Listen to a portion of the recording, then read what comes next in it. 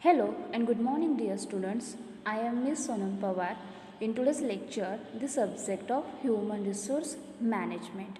In today's lecture, we have discussed the scientific selection procedure. Okay. In previous lecture, we have already discussed the scientific selection procedure. Firstly, you know that what is meant by scientific selection procedure. So selection procedure, it means employs several methods of collecting information about the candidates. Okay, scientific selection procedure means employed several methods of collecting information about the candidates qualifications, experience, physical and mental ability, nature and behavior of employees or candidates, knowledge of candidates, aptitude, etc., etc. So selection procedure is not a single act. Okay, the selection procedure is not a single act but is essentially a series of methods or stages by which different types of information can be secured through various selection techniques. Each step, facts may come to light which are useful for comparison with the job requirements and employee specification. So, in this scientific selection procedure, there are 13 steps are involved. Okay, steps in scientific selection procedure. The first steps of scientific selection procedure is job analysis. The second steps are recruitment. Then next steps application form, written examination, preliminary interview, then business games, then test, final interview, medical examination, then 10th number steps it is reference checks, then line managers decision, then job offer, and last steps in scientific selection procedure it is employment. तर आपण आजच्या लेक्चर्समध्ये scientific selection procedure हे discuss करीत आहोत, त्याचा study करीत आहोत. तर प्रिव्हियस लेक्चर्समध्ये आपण सायंटिफिक सिलेक्शन प्रोसिजर म्हणजे काय त्याचे प्रॉपर मिनिंग पाहिले आहे. त्याचबरोबर हे जे काही सायंटिफिक सिलेक्शन प्रोसिजर आहे त्यामध्ये या प्रोसिजरच्या 13 स्टेप्स या इन्व्हॉल्व आहेत. कोणताही एम्प्लॉई असेल, कोणताही कॅन्डिडेट्स असेल ज्याचे सिलेक्शन करायचे असेल, ओके, कारण की जी काही ऑर्गनायझेशन आहे, जी कंपनी आहे त्या ठिकाणी ह्युमन रिसोर्सची आवश्यकता असते. मग असा ह्युमन रिसोर्स मिळवण्यासाठी रिक्रुटमेंट प्रोसेस फर्स्टली घेतली जाते. त्यानंतर जे एम्प्लॉईज रिक्रूट केले जातात त्याच्यामधूनच जो एलिजिबल असा व्यक्ती असेल, जो कॅन्डिडेट असेल त्याचं सिलेक्शन हे केले जाते. मग सिलेक्शन करताना काहीतरी त्या ठिकाणी प्रोसिजर करणे आवश्यक आहे, काहीतरी प्रोसेस करणे आवश्यक आहे. यासाठी प्रत्येक बिझनेस ऑर्गनायझेशन और कंपनी ही scientific selection procedure eligible candidate select करता यावा यासाठी इम्प्लिमेंट करीत असते. मग ही जी काही सायंटिफिक सिलेक्शन प्रोसिजर आहे यामध्ये 13 स्टेप्स इन्व्हॉल्व आहेत. त्या 13 स्टेप्समधील मेन 6 स्टेप्स आपण प्रिव्हियस लेक्चर्समध्ये ऑलरेडी त्याचा स्टडी केला आहे, ते डिस्कस केले आहेत. त्या स्टेप्स कोणत्या होत्या तर ते फर्स्ट स्टेप म्हणजे जॉब ॲनालिसिस. जॉब ॲनालिसिस स्टेप्समध्ये देखील आपण कशा प्रकारचे ॲनालिसिस केली जाते, ते का महत्त्वाचे आहे हे डिस्कस केले आहे. त्यानंतर recruitment, application form, written examination, preliminary interview आणि बिझनेस गेम्स या 6 ज्या काही सायंटिफिक सिलेक्शन प्रोसिजरच्या स्टेप्स आहेत त्या आपण प्रिव्हियस लेक्चर्समध्ये अत्यंत डीपली पद्धतीने काय केले आहेत, एक्सप्लेन केले आहेत, त्याचे डिस्कशन केले आहे. तर आजच्या लेक्चर्समध्ये आपण जे रिमेनिंग राहिलेल्या जे रिमेनिंग स्टेप्स आहेत सायंटिफिक सिलेक्शन प्रोसिजरच्या, ज्या डिस्कस करायच्या राहिल्या आहेत, ज्यांचं स्टडी करायचं राहिलं आहे ते आपण या ठिकाणी पाहणार आहोत, त्याचं स्टडी करणार आहोत. आजच्या लेक्चर्समध्ये आपण जी 7th नंबरची स्टेप आहे सायंटिफिक सिलेक्शन प्रोसिजरमधील ती म्हणजे टेस्ट. त्यानंतर स्टेप आहे final interview, then medical examination, reference checks, line managers decision, job offer आणि एम्प्लॉयमेंट अशा 7 स्टेप्सचा स्टडी, त्याचं डिस्कशन आजच्या लेक्चर्समध्ये आज आपण करणार आहोत. या 13 स्टेप्सच्या आधारे बिझनेस ऑर्गनायझेशन एम्प्लॉई जो काही कॅन्डिडेट्स असेल त्याचं सिलेक्शन करीत असते आणि एम्प्लॉय सिलेक्ट करण्यासाठी या ज्या स्टेप्स आहेत त्या अत्यंत इम्पॉर्टंट आहेत, अत्यंत हेल्प त्या ऑर्गनायझेशनला होत असते. Now let's see test. आता ही जी काय 7 नंबरची स्टेप आहे ती टेस्ट ही देखील या सायंटिफिक सिलेक्शन प्रोसिजरमधील अत्यंत इम्पॉर्टंट अशी स्टेप आहे. आता टेस्ट म्हणले की नक्की कशा प्रकारच्या टेस्ट यामध्ये घेतल्या जातात, तर psychological test play a vital role in employ selection. आता एम्प्लॉय सिलेक्ट करायचं असेल तर व्हेरियस टेस्ट ही ऑर्गनायझेशन घेत असते.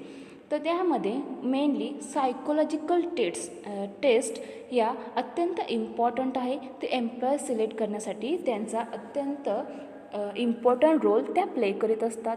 अ psychological test is essentially an objective and standardise measure of sample of behavior from which inferences about future behavior and performance of the candidate can be drawn. तर individually जो काही candidate आहे ज्याने त्या ऑर्गनायझेशनमध्ये जे काही जॉब पोझिशन्स अवेलेबल असतात त्यासाठी त्याने अप्लाय केलं असेल तर त्या इंडिव्हिज्युअल कॅन्डिडेटची ॲबिलिटी टेस्ट करण्यासाठी त्या ॲबिलिटी टेस्ट करण्यासाठी अशा अनेक व्हेरियस टेस्ट या कॅन्डिडेट सिलेक्ट करण्यापूर्वी ती ऑर्गनायझेशन घेत असते. मग यामध्ये अनेक प्रकारचे टाईप्स आहेत त्या टेस्टचे. मग ते कोणकोणते आहेत त्यामध्ये test are classified into 5 types. ह्या ज्या टेस्ट आहेत त्यांचे क्लासिफिकेशन हे 5 टाईप्समध्ये केले आहेत. तर त्यामधील फर्स्ट टाईप आहे तो म्हणजे ॲप्टिट्यूड टेस्ट. त्यानंतर सेकंड टाईप आहे तो म्हणजे अचिव्हमेंट टेस्ट. त्यानंतर थर्ड टाईप आहे तो situational test, then interest test, then personality test and last is multi dimensional testing. तर अशा टेस्ट ही ती ऑर्गनायझेशन एखादा एम्प्लॉय जेव्हा त्या जॉब पोझिशनसाठी सिलेक्ट करायचं असेल तेव्हा घेत असते. आता यामध्ये ज्या व्हेरियस टेस्ट आहेत त्यांचे प्रॉपर नॉलेज तुम्हाला असणे आवश्यक आहे. नक्की ॲप्टिट्यूड टेस्ट म्हणजे काय, त्यामध्ये त्या ॲप्टिट्यूड टेस्टच्या माध्यमातून नक्की कोणकोणत्या टेस्ट या घेतले जातात, कारण की अशा टेस्टच्या माध्यमातून त्या इंडिव्हिज्युअल कॅन्डिडेटची ॲबिलिटी ही टेस्ट होत असते, त्यांचे नॉलेज त्या ऑर्गनायझेशनला मिळत असते. कारण objective of test refers to the validity and reliability of the instruments in measuring the ability of the individuals. Individual कॅन्डिडेटची ॲबिलिटी टेस्ट करण्यासाठी अशा अनेक व्हेरियस टेस्ट या कॅन्डिडेट सिलेक्ट करण्यापूर्वी ऑर्गनायझेशन घेत असते. Now firstly see aptitude test. What is meant by aptitude test? So these tests measure whether an individual has the capacity or latent ability to learn a given job if given adequate training. Aptitudes can be divided into general and mental ability or intelligence and specific attitudes such as mechanical, clerical, manipulative capacity etc. तर ही जी काही aptitude taste आहे या aptitude टेस्टचे देखील classification हे 2 टाईपमध्ये divide केले जाते. त्यामध्ये फर्स्टली जनरल ॲप्टिट्यूड आणि सेकंड म्हणजे मेंटल ॲप्टिट्यूड और इंटेलिजन्सी टेस्ट. या दोन्ही टेस्टच्या माध्यमातून काय केले जाते, त्या एम्प्लॉयची योग्य प्रकारे टेस्ट केली जाते. Intelligence test and emotional quotient, skill test, mechanical aptitude, psychomotor test, clerical aptitude test अशा वेगवेगळ्या टेस्ट या ॲप्टिट्यूड टेस्टच्या माध्यमातून घेतल्या जातात. आणि हे अत्यंत इम्पॉर्टंट टेस्ट आहेत कारण की त्यामधून तो एम्प्लॉई त्याची ॲबिलिटी चेक करण्यासाठी होत असते. कारण तो एम्प्लॉई जर सिलेक्ट करायचा असेल तर त्याकडे अशा प्रकारची ॲबिलिटी आहे की नाही, तो चांगल्या प्रकारे परफॉर्मन्स करू शकणार की नाही यासाठी ही टेस्ट घेतली जाते. त्यानंतर अचिव्हमेंट टेस्ट ही देखील अत्यंत इम्पॉर्टंट आहे. आता अचिव्हमेंट टेस्ट म्हणजे काय, तर this test are conducted when applicants claim to know something, as these tests are concerned with what one has accomplished. These tests are more useful to measure the value of the specific achievement when an organization wishes to employ experienced candidates. These tests are classified into job knowledge test and work sample test. ही जी काय achievement test आहे ती कशासाठी घेतली जाते, तर these test are conducted when applicants claim. जर जो काही ॲप्लिकंट्स आहे, जो काही कॅन्डिडेट्स आहे त्याने जर क्लेम केला असेल तरच ही अचिव्हमेंट टेस्ट या ठिकाणी कंडक्ट केली जाते. ही जी अचिव्हमेंट टेस्ट आहे त्याचे देखील क्लासिफिकेशन हे अनेक टेस्टमध्ये केले जाते. त्यामधील मोस्टली 2 टाईप्स आहेत, ते म्हणजे job knowledge test and second आहे वर्क सॅम्पल टेस्ट. आता जॉब नॉलेज टेस्ट जी आहे त्यामध्ये काय केले जाते तर under this test a candidate is tested in the knowledge of a particular job. ज्या जॉब पोझिशनसाठी ज्या कॅन्डिडेटची काय करणार आहोत सिलेक्ट करणार आहोत तर त्या पर्टिक्युलर जॉबबद्दल त्या कॅन्डिडेटकडे नॉलेज आहे की नाही हे टेस्ट करण्यासाठी ही जॉब नॉलेज टेस्ट घेतली जाते. त्यानंतर या अचिव्हमेंट टेस्टमधली सेकंड टेस्ट आहे ती म्हणजे वर्क सॅम्पल टेस्ट. आता ही वर्क सॅम्पल टेस्ट कशासाठी घेतली जाते तर under this test a portion of the actual work is given to the candidate as a test and the candidate is asked to do it. If a candidate applies for a post of lecturer in management, he may be asked to deliver a lecture on management information system as work sample test. The candidate's achievement in his career is tested regarding his knowledge about the job and actual work experience. त्यानंतरची third step आहे test आहे ती म्हणजे situational test. What is meant by situational test? So this test evaluates a candidate in a similar real life situation. In this test, the candidate is asked either to cope with the situation or solve critical situations of the job. आता एखादी organisation आहे किंवा company आहे त्या ठिकाणी अनेक workers काम करीत असतात. मग काम करत असताना त्या ठिकाणी कोणत्याही प्रकारची सिच्युएशन ही तयार होत असते. मग अशा वेळेस एखाद्या वेळेस जर क्रिटिकल सिच्युएशन क्रिएट झाली तर तो कॅन्डिडेट ती सिच्युएशन कशा प्रकारे हँडल करू शकेल तर ती त्याला हँडल करता येईल की नाही हे टेस्ट करण्यासाठी त्याची सिच्युएशनल टेस्ट घेतली जाते. मग या सिच्युएशनल टेस्टमध्ये देखील त्याचे क्लासिफिकेशन हे 2 टाईप्समध्ये केले आहे. त्यामध्ये फर्स्ट टाईप म्हणजे ग्रुप डिस्कशन अँड सेकंड आहे in basket test. The group discussion test म्हणजे काय तर this test is administered through the group discussion approach to the solve a problem under which candidates are observed in the areas of initiating, leading, proposing valuable ideas, त्यानंतर skills, oral communicating skills, coordinating and concluding skills. आता हे group discussion taste कशासाठी घेतली जाते तर ग्रुपमध्ये जेव्हा काम केले जाते आणि जर त्यावेळेस एखादी क्रिटिकल सिच्युएशन क्रिएट झाली तर ते हँडल करताना तर त्या कॅन्डिडेटला तो हँडल करता येईल की नाही तर त्या ग्रुपमध्ये कशा प्रकारे तो ती सिच्युएशन हँडल करू शकेल. ओके, यासाठी ग्रुप डिस्कशन ही टेस्ट घेतली जाते. कारण की जरी ती सिच्युएशन क्रिटिकल क्रिएट झाली असेल तर त्याने ग्रुपने एकत्र येऊन ती सिच्युएशन काय केली पाहिजे हँडल केली पाहिजे. त्याच्यावरती प्रॉब्लेम जो क्रिएट झाला असेल त्याची सॉल्युशन त्यांनी शोधून काढलं पाहिजे. तर तो कशा प्रकारे सॉल्युशन शोधून काढू शकेल ती सिच्युएशन कशा प्रकारे हँडल करू शकेल यासाठी सिच्युएशनल टेस्टमधील जो ग्रुप डिस्कशन टेस्ट आहे ती घेतली जाते. त्यानंतर त्यामधील सेकंड टेस्ट म्हणजे इन बास्केट टेस्ट. तर situational test is administered through in basket.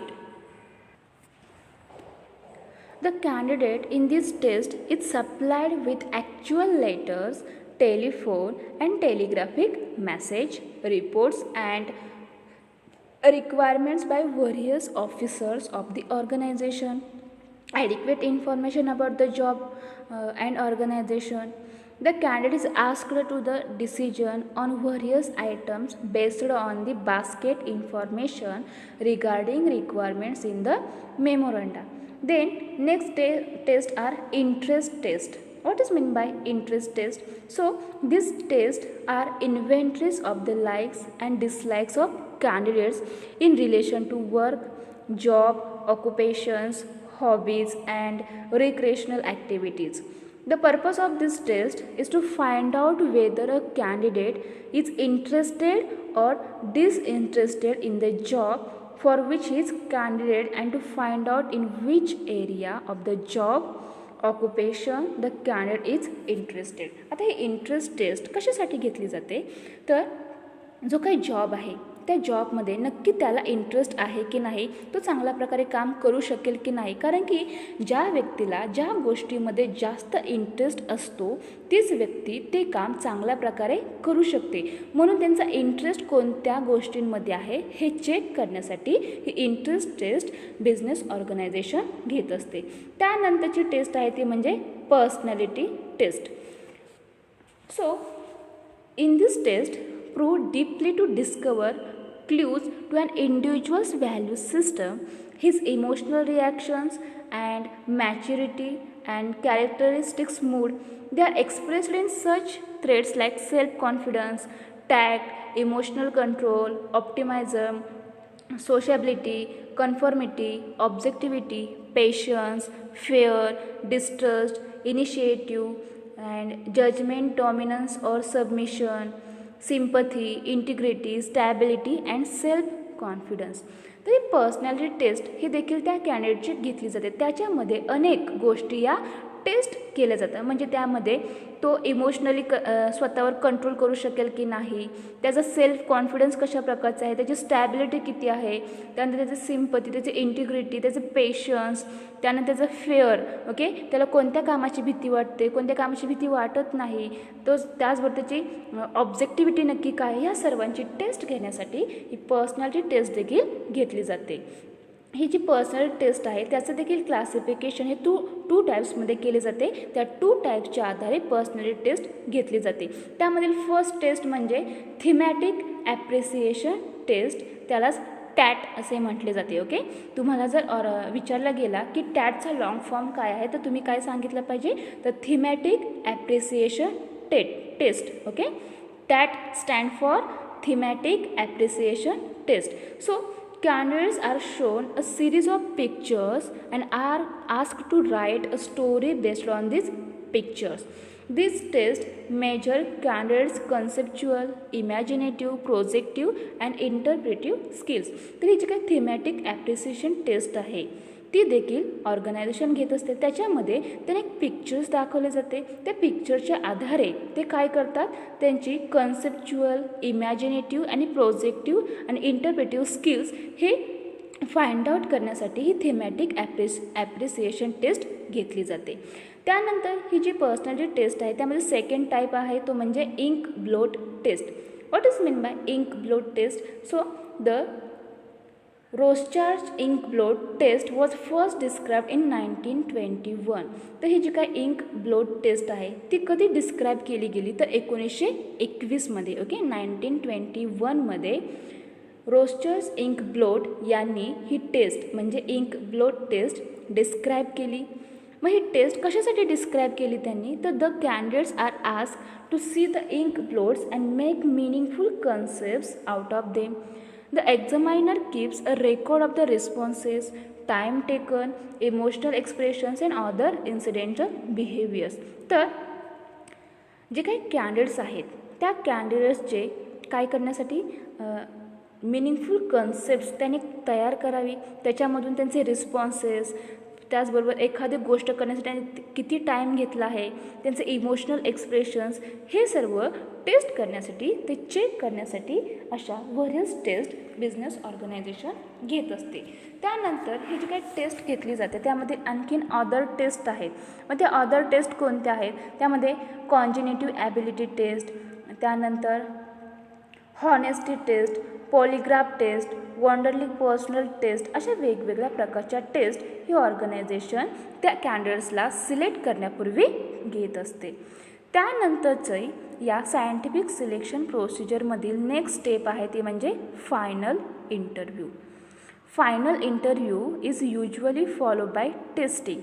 Okay, अशा व्हेरियस टेस्ट झाल्यानंतरच जो कॅन्डिडेट सुटेबल असेल त्याचेच हा फायनल इंटरव्ह्यू ऑर्गनायझेशन घेत असते. This is the most essential step in the process of selection. ही जी काही सायंटिफिक सिलेक्शन प्रोसिजर आहे ती अत्यंत इम्पॉर्टंट आहे, कारण की एखाद्या कॅन्डिडेटचं सिलेक्शन करायचे असेल तर अशा व्हेरियस स्टेप्स घेतल्या जातात, त्याच्यामधून योग्य असा कॅन्डिडेट सिलेक्ट केला जातो. आणि जेव्हा एम्प्लॉईजचे सिलेक्शन केले जाते त्याच्यामधील अत्यंत इम्पॉर्टंट अशी स्टेप कोणती असेल ती म्हणजे final interview. In this step the interviewer matches the information obtained about the candidate through various means to the job requirements and to information obtained through his own observation during the interview. तर तुम्हाला interview म्हणजे काय हे माहितीच आहे. तर interview म्हणजे काय, तर कोणत्याही गोष्टी कोणतेही जॉब पोझिशन असो त्या ठिकाणी एखाद्या व्यक्तीला सिलेक्ट करायचे असेल तर त्यासाठी पहिल्यांदा त्याचा इंटरव्ह्यू घेतला जातो. इंटरव्ह्यू कशासाठी घेतला जातो, तर जी काही जॉब पोझिशन आहे त्यासाठी तो सुटेबल आहे की नाही, तो काम चांगल्या प्रकारे करू शकणार आहे का नाही, त्याचं क्वालिफिकेशन, त्याची एलिजिबिलिटी, त्याचे नॉलेज, त्याची ॲटिट्यूड, ॲप्टिट्यूड, त्याची ॲबिलिटी हे सर्व चेक करण्यासाठी असा इंटरव्ह्यू घेतला जातो. म्हणून एखादा एम्प्लॉय सिलेक्ट करायचा असेल तर त्यावेळेस ही जी काही सायंटिफिक सिलेक्शन प्रोसिजर आहे ती इम्प्लिमेंट केली जाते आणि त्यामधील 8 नंबरची स्टेप आहे ती म्हणजे final interview. It is a most important step in this scientific selection procedure. तर हा जे काही इंटरव्ह्यू आहे त्या इंटरव्ह्यूचे देखील अनेक टाईप्स आहेत. अशा कोणत्या तरी एका प्रकारामधून काय केला जातो, त्या कॅन्डिडेटचा इंटरव्ह्यू घेतला जातो. मग हा जो इंटरव्ह्यू आहे त्याचे कोणकोणते टाईप्स आहेत, तर for example informal interview, formal interview, plan interview, non directive interview, depth interview, stress interview, group interview, panel interview, pattern interview and so etcetera. Okay. जेव्हा इंटरव्ह्यू घेतला जातो त्या इंटरव्ह्यू नक्की कोणत्या टाईपमधनं घ्यायचा ती बिझनेस ऑर्गनायझेशन काय करत असते, स्वतः ठरवित असते. मग यामध्ये तुम्हाला इंटरव्ह्यूचे टाईप्स माहिती असणे आवश्यक आहे. तर इंटरव्ह्यूच्या टाईप्समधील जो फर्स्ट टाईप तो म्हणजे प्रिलिमिनरी इंटरव्ह्यू. आता हे जे प्रिलिमिनरी इंटरव्ह्यू आहे त्याचे क्लासिफिकेशन हे 2 टाईप्समध्ये केले आहे. त्यामध्ये फर्स्ट टाईप आहे तो म्हणजे इन्फॉर्मल इंटरव्ह्यू आणि सेकंड टाईप आहे तो अनस्ट्रक्चर्ड इंटरव्ह्यू. आता इन्फॉर्मल इंटरव्ह्यू म्हणजे काय, तर this is the interview which can be conducted at any place by any person to secure the basic and non job related information. Informal interview म्हणजे काय, तर हा जो काय इन्फॉर्मल इंटरव्ह्यू आहे तो कोणत्याही ठिकाणी घेतला जातो. त्या ठिकाणी जॉब रिलेटेड आणि त्याचबरोबर त्या नॉन जॉब रिलेटेड इन्फॉर्मेशन देखील कंडक्ट करण्यासाठी हा इन्फॉर्मल इंटरव्ह्यू घेतला जातो. हा जो काय इन्फॉर्मल इंटरव्ह्यू आहे त्यामध्ये इंटरॅक्शन कोणाबरोबर होते, तर the interaction between the candidate and the personal manager when the former meets the latter to inquire about the vacancies or additional particulars in connection with the employment advertisement is an example of informal interview. Then second type of preliminary interview, it is unstructured interview. In this interview, the candidate is given the freedom to tell about himself by revealing his knowledge on various items, areas, his background, expectation, interest, etc. तर हा जो काय unstructured interview आहे तो नक्की काय आहे, तर जेव्हा एखाद्या कॅन्डिडेटचा इंटरव्ह्यू घेतला जातो तर त्याचे काही स्ट्रक्चर ठरवलेले असते, परंतु त्याचे काही अनस्ट्रक्चर्ड म्हणजे जो इंटरव्ह्यू कोणत्याही प्रकारचे स्ट्रक्चर न ठरविता त्यामध्ये कोणत्या प्रकारचे त्या एम्प्लॉईजला क्वेश्चन्स विचारायचे आहे, कोणते नाही विचारायचे, असे कोणत्याही प्रकारचे स्ट्रक्चर न ठरवता जो इंटरव्ह्यू घेतला जातो त्याला अनस्ट्रक्चर्ड इंटरव्ह्यू असे म्हटले जाते. तर असे प्रिलिमिनरी इंटरव्ह्यूमधील इन्फॉर्मल इंटरव्ह्यू आणि अनस्ट्रक्चर्ड इंटरव्ह्यू यांच्याद्वारे देखील त्या कॅन्डिडेटची काय केली जाते, इंटरव्ह्यू घेतला जातो. त्यानंतर या इंटरव्ह्यूमधील आणखीन एक महत्त्वाचा टाईप म्हणजे core interview. What is mean by core interview? So it is normally the interaction between the candidate and the line executive or experts on various areas of job, knowledge, skill, talent, etc. This interview may take various forms like background information interview, then job and probing interview, then stress interview, group discussion interview, formal and structure interview, panel interview, depth interview. Okay. हा जो काही core interview आहे त्याचे core इंटरव्ह्यूचे classification अनेक टाईप्समध्ये केले आहे. या core इंटरव्ह्यूमधून background information interview, job and probing interview, त्यानंतर stress interview, group discussion interview, formal and structure interview, panel interview आणि डेप्थ इंटरव्ह्यू अशा वेगवेगळ्या टाईप्सच्याद्वारे काय केला जातो, त्या कॅन्डिडेटचा इंटरव्ह्यू घेतला जातो. फर्स्टली तुम्हाला बॅकग्राऊंड इन्फॉर्मेशन इंटरव्ह्यू म्हणजे काय हे माहिती असणे आवश्यक आहे. What is mean by background information interview?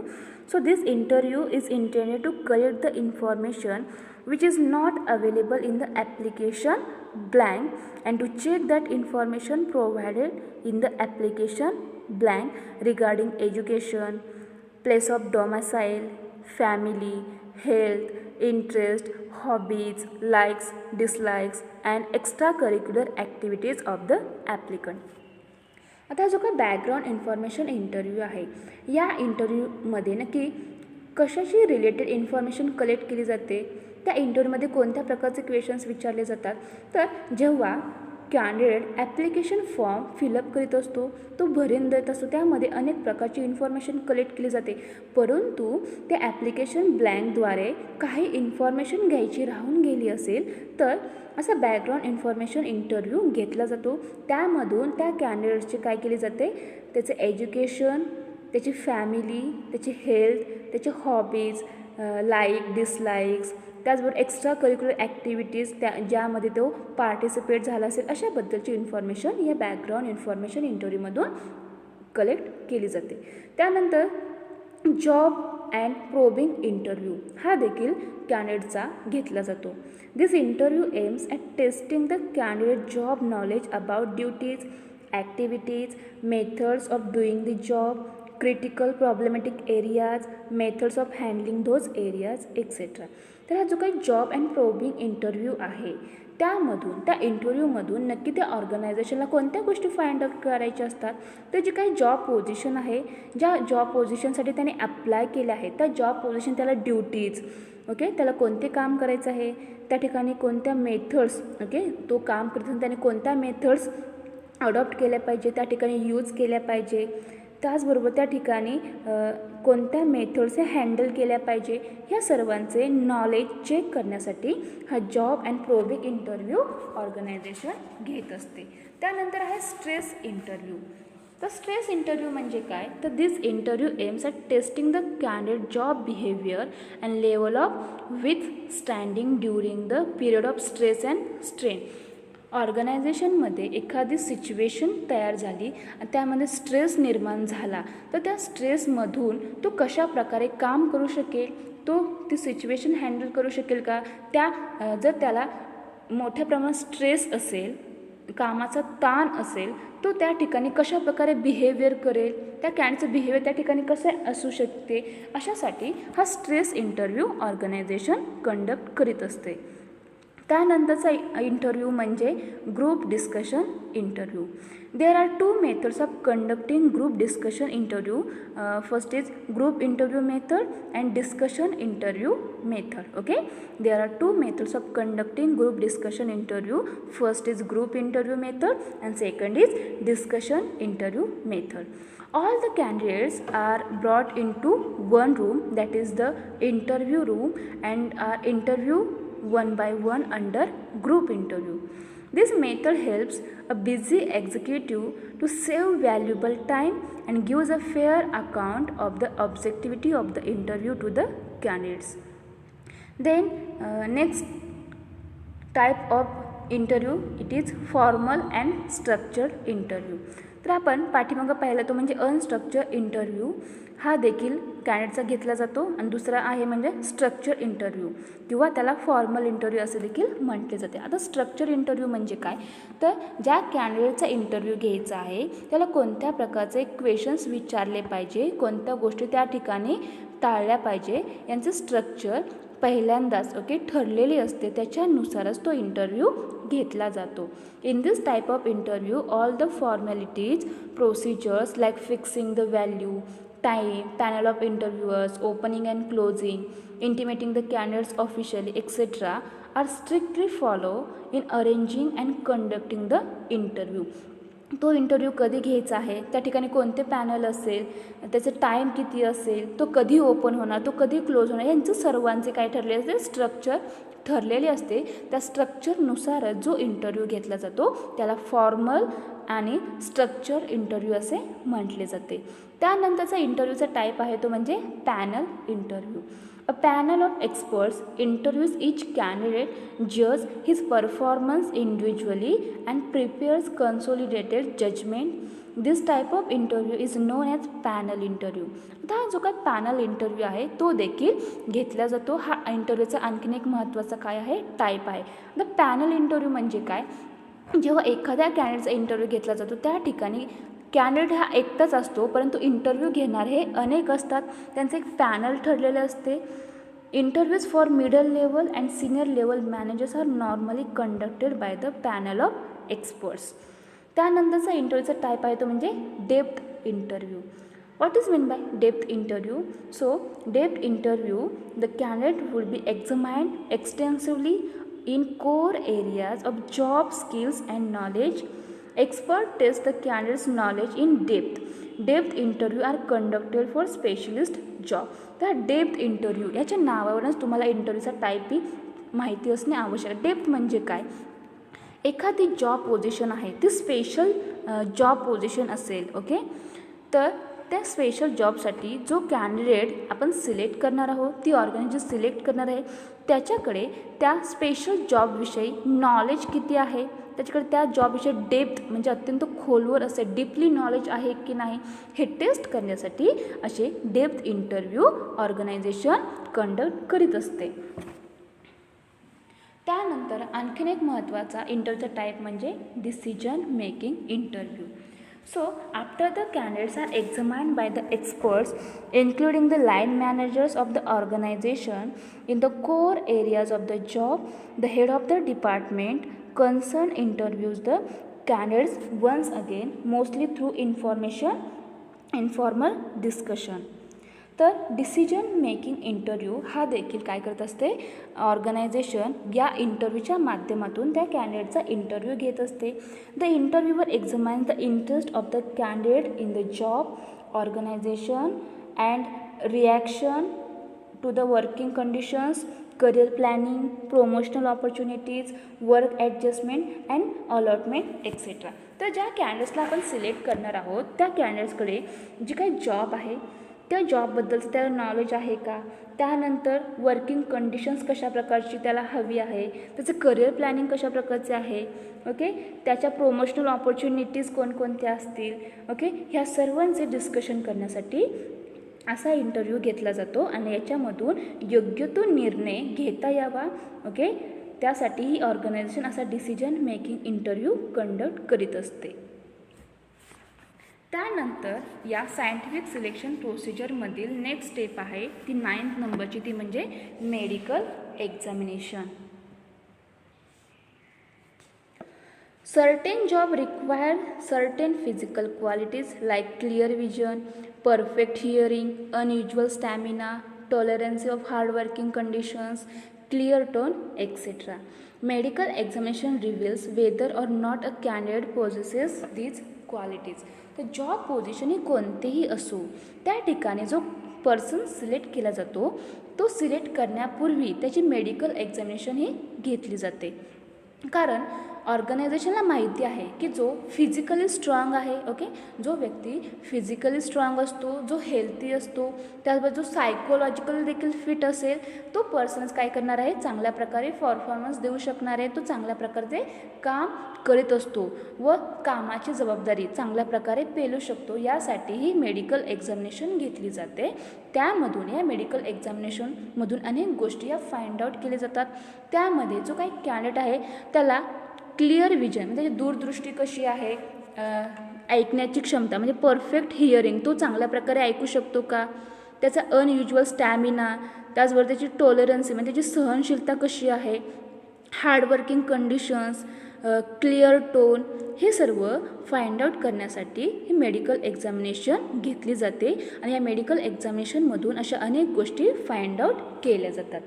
Medical examination अनेक गोष्टींची इन्फॉर्मेशन मिळत असते. ओके, जेव्हा मेडिकल एक्झामिनेशन घेतली जाते त्यामधून अनेक गोष्टींची इन्फॉर्मेशन त्या ऑर्गनायझेशनला मिळत असते. मग यामध्ये ओके कोणत्या गोष्टींची इन्फॉर्मेशन त्या ऑर्गनायझेशनला मिळते. So whether the applicant is medically suited for the specific job, whether the applicant has health problems or psychological attitudes, whether the applicant suffers from bad health which should be corrected before he can work satisfactorily. Okay, जो candidate select करणार आहोत तो त्या specific जॉबसाठी medically suitable आहे की नाही, जो काय ॲप्लिकंट्स आहे, जो काय कॅन्डिडेट्स आहे तो हेल्थ प्रॉब्लेम्स और सायकोलॉजिकल ॲक्टिव्हिटीज रिलेटेड इन्फॉर्मेशन त्या ऑर्गनायझेशन मिळते. त्यानंतर special census of the candidates हे देखील या ठिकाणी काय केले जातात, टेस्ट केले जातात. मेडिकल एक्झामिनेशनमध्ये पास झालेले कॅन्डिडेट्सच फायनल सिलेक्शनसाठी एलिजिबल समजले जातात. जे या ठिकाणी ओके या मेडिकल एक्झामिनेशन जे कॅन्डिडेट सिलेक्ट केले जात नाही, जे पास होत नाही ते एलिजिबल नसतात. त्यानंतरचा आणखीन एक महत्त्वाची स्टेप आहे या सायंटिफिक सिलेक्शन प्रोसिजरमधील, ते म्हणजे reference checks. What is mean by reference checks? Okay, तुम्हाला रेफरन्स चेक म्हणजे काय हे माहिती असणे आवश्यक आहे, कारण की रेफरन्स चेक हे देखील अत्यंत इम्पॉर्टंट अशी या सायंटिफिक सिलेक्शन प्रोसिजरमधील मेथड आहे. So what is mean by reference check? So reference check is a common stage late in the hiring process.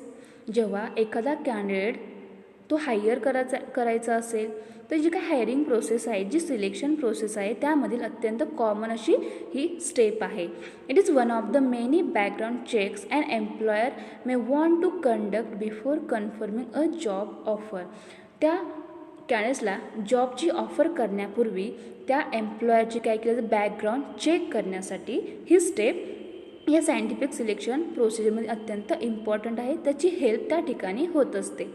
A reference check is when an employer contacts people who can verify a job candidate's skills, experience, education and work history. Okay.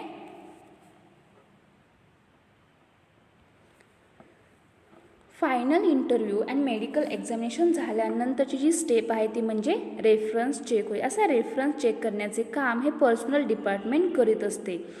जो काय candidates आहे जो application form भरून देत असतात त्यामध्ये reference देखील द्यावा लागतो.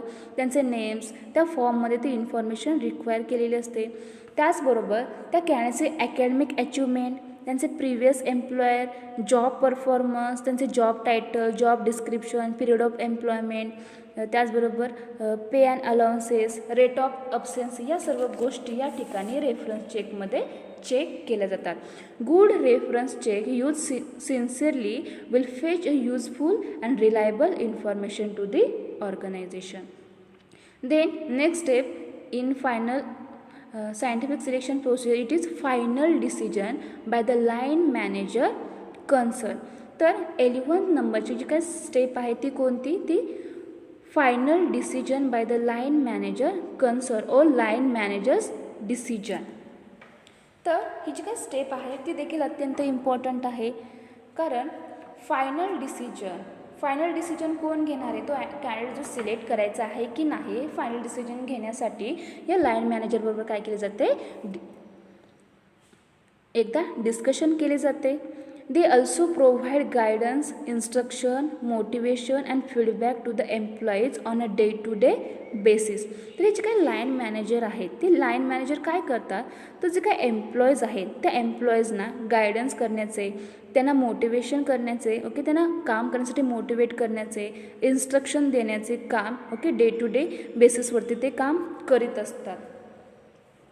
Final decision by the line manager concern ही देखील अत्यंत इम्पॉर्टंट स्टेप आहे. Firstly you know that who is line manager. तुम्हाला लाईन मॅनेजर म्हणजे काय हे माहिती असणे आवश्यक आहे. So a line manager is responsible for overseeing a managing employees to fulfil business goals. तर जे काही बिझनेसचे गोल्स आहेत ते फुलफिल करण्यासाठी हे लाईन मॅनेजर काय करतात, तर जे काही एम्प्लॉईज आहेत त्या एम्प्लॉईजकडून चांगल्या प्रकारे काम करून घेतात, त्यांना गाईड करतात, त्यांना काम करण्यासाठी मोटिवेट करतात, ओके. त्याचबरोबर त्यांनी जे काही काम केलं त्यांचा फीडबॅक घेतात आणि हे सर्व ॲक्टिव्हिटी डे टू डे बेसिसवरती हे लाईन मॅनेजर अत्यंत चांगल्या प्रकारे पार पाडत असतात. लाईन मॅनेजर हा कॅन्डिडेट सिलेक्ट करायचं की नाही किंवा तो रिजेक्ट करायचा याचा डिसिजन घेतो. हा डिसिजन कॅन्डिडेटची जी काही इन्फॉर्मेशन मिळवलेली असते त्याच्या बेसिसवरती, त्याचबरोबर त्याची मेडिकल एक्झामिनेशन, त्याबरोबर त्याच्या व्हरियस टेस्ट, इंटरव्ह्यू, रेफरन्स चेक या अनेक गोष्टींमधून जी काही इन्फॉर्मेशन कलेक्ट होते त्याच्याच बेसिसवरती घेतली जाते. म्हणून एम्प्लॉय सिलेक्ट करण्यासाठी ही जी काही सायंटिफिक सिलेक्शन प्रोसिजर आहे ती अत्यंत इम्पॉर्टंट आहे. त्यानंतरचं आणखीन एक महत्त्वाची स्टेप ते म्हणजे जॉब ऑफर. ज्या कॅन्डिडेट्सचे जे सिलेक्ट झालेले असतात त्यांनाच जॉब ऑफर केली जाते. अशी जॉब ऑफर ही इमिडिएटली किंवा टाईम शेड्यूलनुसार दिली जाते. After taking the final decision the organisation has to intimate this decision to the successful as well as unsuccessful candidates. The organization offer the job the successful candidates either immediately or after some time depending upon its time schedule. Job offer ही immediately किंवा त्यांच्या time शेड्यूलनुसार दिली जाते. ज्या कॅन्डिडेट्सना जॉबची offer केलेली असते ते ऑर्गनायझेशन कम्युनिकेट करून ती ऑफर ॲक्सेप्ट करीत असतात. The candidates after receiving job offer communicates his acceptancy to the offer or request the company to modify the terms and conditions of employment or rejects the offer. किंवा जर एखाद्या कॅन्डिडेट्सला offer मान्य नसेल तर ते reject देखील करू शकतात. जॉब ऑफर देताना अनेक गोष्टी त्या ठिकाणी क्लिअर केले जातात. फायनल सिलेक्शन झालेल्या कॅन्डिडेट्सनाच अपॉइंटमेंट लेटर सेंड केले जाते. त्या अपॉइंटमेंट लेटरमध्ये job title, nature of work, type, salary, allowances, rules and responsibility etcetera गोष्टी या क्लिअर केल्या जातात. त्या लेटरमध्ये या गोष्टी असतात. त्याचबरोबर कामावर प्रेझेंट राहण्याची वेळ, त्याचे डेट, त्याचे ठिकाण त्यामध्ये लिहिलेले असते. अपॉइंटमेंट लेटरद्वारे कॅन्डिडेट्सला कामावर येण्याची प्रेझेंट राहण्याची रिक्वेस्ट केली जाते. त्यानंतर या सायंटिफिक सिलेक्शन प्रोसिजरमधील आणखीन एक महत्त्वाचे लास्ट स्टेप म्हणजे employment. The company may modify the terms and conditions of employment as requested by the candidate. The company employs those candidates who accept the job offer with or without modification of terms and conditions of employment and place them on the job. Company कॅन्डिडेट्सला request करते कामावर present राहण्यासाठी. ज्या कॅन्डिडेट्सने job offer accept केली असेल अशा कॅन्डिडेट्सनाच company request करते. त्याचबरोबर ज्या काही टर्म्स असतील, त्या कंडिशन्स असतील त्या ॲक्सेप्ट करून किंवा जर काही टर्म्स और कंडिशन्समध्ये मॉडिफाय करायच्या असतील तर त्या मॉडिफाय करून एम्प्लॉईज ती मान्य करतात व कंपनीने रिक्वेस्ट केल्यानुसार वेळेवर ज्या ठिकाणी सांगितले असेल त्या ठिकाणी ते कॅन्डिडेट्स, ते एम्प्लॉईज प्रेझेंट राहतात. म्हणून सिलेक्ट केलेले कॅन्डिडेट्स त्या ऑर्गनायझेशनचे वर्कर्स किंवा एम्प्लॉईज होतात. अशा प्रकारे कोणतेही ऑर्गनायझेशन असो त्या ऑर्गनायझेशनमध्ये एम्प्लॉईजची आवश्यकता असते. मग असे एम्प्लॉईज सिलेक्ट करण्यासाठी त्या ऑर्गनायझेशन असे ह्युमन रिसोर्स घेण्यासाठी अशी सायंटिफिक सिलेक्शन प्रोसिजर प्रत्येक बिझनेस ऑर्गनायझेशन इम्प्लिमेंट करीत असते, त्याचा वापर करीत असते. मग ही जी काही सायंटिफिक सिलेक्शन प्रोसिजर आहे त्यामध्ये अनेक स्टेप्स इन्व्हॉल्व आहेत. त्यामध्ये फर्स्ट स्टेप आहे ते म्हणजे job analysis, recruitment, application form, written examination, preliminary interview, business games, test, final interview, medical examination, reference checks, line managers decision, job offer and last step is employment. तर ह्या जे काही steps आहेत त्यांचे discussion आपण प्रिव्हियस लेक्चर्सपासून करत आहोत आणि या लेक्चर्समध्ये आपण ऑल स्टेप्स या डिस्कस केल्या आहेत, त्यांचा स्टडी केलेला आहे की एम्प्लॉय सिलेक्ट करायचा असेल तर तो कशा प्रकारे सिलेक्ट केला जातो. त्या जे काही स्टेप्स आहेत त्या अत्यंत इम्पॉर्टंट आहेत. अशा अनेक स्टेप्सद्वारेच त्या एम्प्लॉयचे सिलेक्शन केले जाते. थँक्यू.